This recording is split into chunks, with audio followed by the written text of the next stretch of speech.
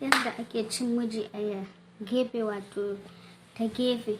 Idan mijinki na son ya ci ki ta gefe, style din da zaki masa, zaki iya karkacewa a haka, ki daga kafanki.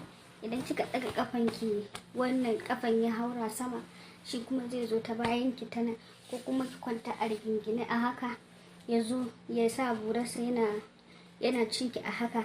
Ke kuma sai kina dama kina wannan nishin na jin daɗi, da ki iya juyo da fuskanki haka zuwa bakinsa, kina tsotsar bakinsa a haka har ki zo zaki saukar da fuskanki zuwa kan nonansa a haka. Shi yana nan ta gefenki ta baya, ke kuma kina rike da shi, kina rike duwawunsa, kina sake taimaka masa, kina supporting din shi, ki rike duwawunsa ta baya, ke ma kina motsa maraki, kina juyowa haka, kina shan bakinsa da hannunsa, dama yana kan nonuwanki, kuna ci yana wasa, kina wasa da shi a haka. Idan yana son ki canja mishi wani style din ma, zaki iya canzawa, ki juya ki sake hawa kansa, amma ki tabbata kina motsa dukkanin jikinki inda zaki dinga supporting din shi, kina bashi support ta ko ina.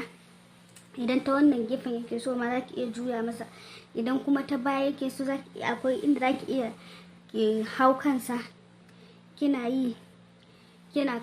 facing bango, shi kuma yana kallon bayanki.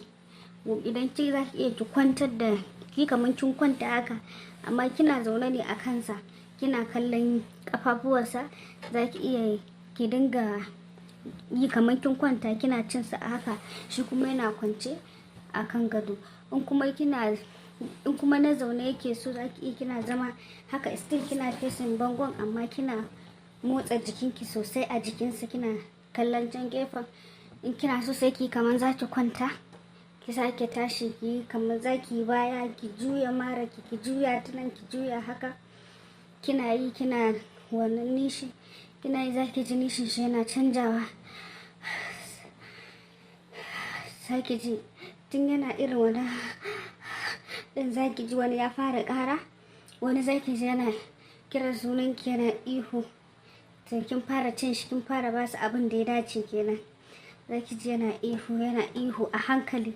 Idan kika ji yana ihu, sai ki dinga tafiya a hankali, kina cin shi a slow, a hankali kina zaune a kansa, kina motsa maraki a hankali har ki ji ya kawo. Wani lokacin zaki ga kun kawo a tare, saboda yana da kyau ki dinga tamin lokacin da mijinki zai kawo, ke ma saboda ku kawo a tare.